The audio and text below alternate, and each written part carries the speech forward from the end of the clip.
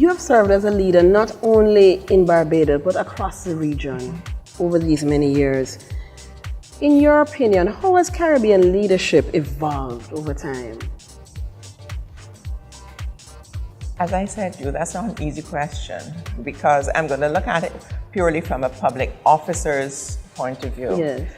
And I will have to look at my time from the time I came into public service till now. Yes. One of the things that has differed completely, in my view, leaders when I came in, how many ever years ago, we're not going to talk about years, leaders were more nurturing. They were more nurturing. They were more willing to give of self than what I saw by the time I was leaving. They were not selfish. And I'm making this as a global statement, but they were not selfish. Yeah. They were nurturing, they were mentoring, they would sort of open their doors to you. You come, you talk to them. Yes. I think that it has worked both ways in that a lot of higher education has not necessarily worked as well as we would have hoped. Because when you go back to the time when we first came in, a lot of the people we worked with did not have degrees, but they had loads of experience. Yes. That could not be matched. Now we go the other way. And persons, I think, don't quite understand that the two things don't necessarily go together, I think. Okay. So what do you see then as the current and future leadership challenges within our CARICOM region? I think that a lot of leaders, and again, I'm going to stress I'm talking about the public service, Yes. I'm not talking about politics, are very resistant to change. They will tell you they're not. But when you go back to look at how we do business, for instance, again, if you ask a question, why do you fill this form? And your question answer you're going to get 9 out of 10 times because we've always done it that way. Because nobody has bothered to go back to find out, you know, that form was very good in 1972, but it has absolutely no relevance now. Yes. We are very resistant to change, and one of the the reasons is because of our own lack of self-confidence. The younger people are bright. They're supposed to be brighter than we are. That's why that's how we evolved. They're supposed to be brighter than we are. But we also have to accept that their way of doing business is different. We're very, very different. With social media, with all sorts of other electronic, all sorts of other learning devices, it's different. But the thing that I challenge that I also see is fear. There is an overriding fear when you get down to it. I'm not sure, I've asked this question a lot of times of my PSs. What is it you're afraid of? And I've never been able to get a good answer. Yeah. And the other thing with the public officers is this whole thing of being political. When I joined the public service, and when I was a very young public officer, I joined at mid-level and mid-management. Right. And when I joined, you knew that people had their political leanings. It's your constitutional right. But you did not see it as publicly and as forcibly as I see it now. And that is region-wide. Yes. You do not see it, and it does, but the thing I always try to say, it does not work. And it is, you have to realize that the politician is not going to be there forever.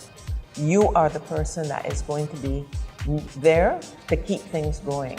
And the two things, the fear and the politics, tend to go together. Yes. But there is this very political, I don't know how to put it, is a political overarching, I'm not sure how to put that in what I describe it, but the political, what the politician wants and what the political party wants, in a lot of cases, takes precedence over what is good and what is right.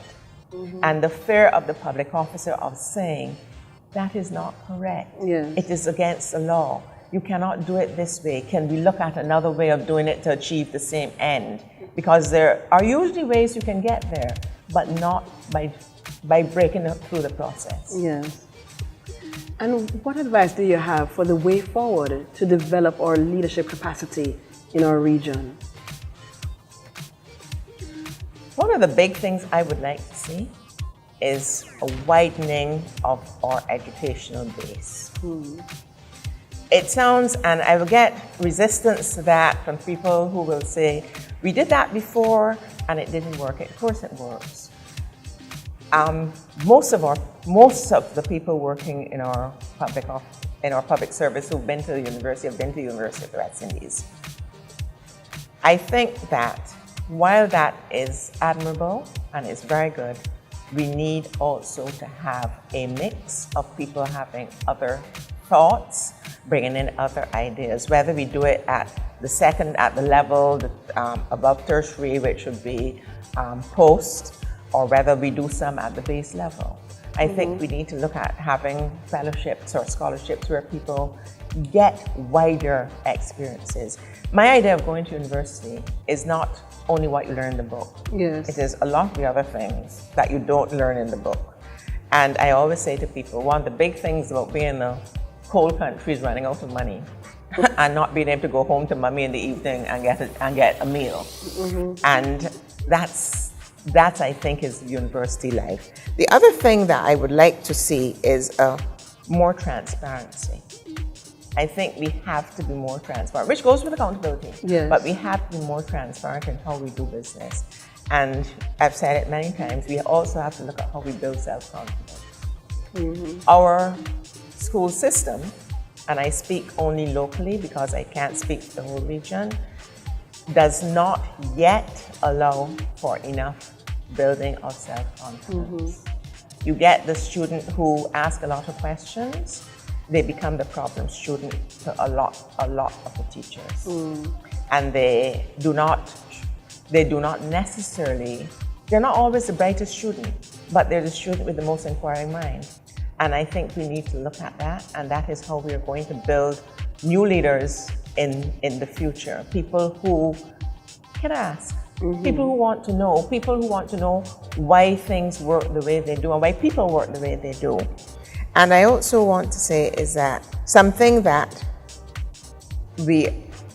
I see as lacking, and it has gone, is mutual respect. You do not become the leader by walking into the room and telling the people you're the leader. You do not become the leader by saying, I'm in charge. And by the same token, your followers do not become good followers by telling them you're the leader either. You need to have mutual respect. And I think it's something that is disappearing. And that I'm talking about across the region, as I've seen it. It is disappearing. Okay. Well, Mrs. Gollop, I want to thank you so much for sharing so generously with us. And we want to thank you, the viewers, for watching. We want to also invite you to check out other videos from the Caribbean Leadership Project. For that, you can check our YouTube channel. And also, if you want to learn more about the Caribbean Leadership Project, do visit our website at www.caribbeanleadership.org or check out our Facebook page. Thank you.